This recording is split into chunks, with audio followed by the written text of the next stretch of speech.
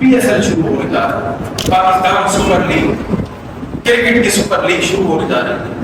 इसका बड़ी दिलचस्पी के साथ बॉयकॉट कीजिए। क्यों?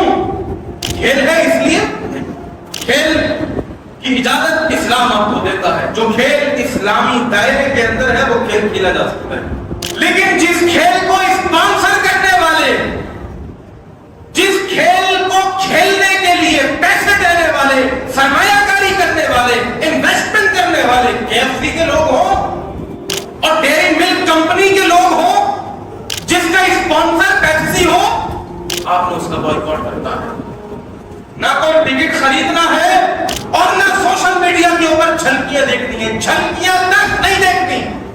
आज लोग क्या करते हैं, पूरा मैच नहीं देखते, मैच खत्म हो गया 3-4 घंटे के बाद, 5 घंटे के बाद यूट्यूब पे गए, आज का मैच लिखा और उसके बाद हाइलाइट्स। यार पूरा मैच कौन देखेगा, इतना तो टाइम नहीं है, बच्चे थोड़ी ही बड़े हो गए, कामकाज है, शादी ब्याह, बच्चे सब हो गए, अब हाइलाइट्स देख लो।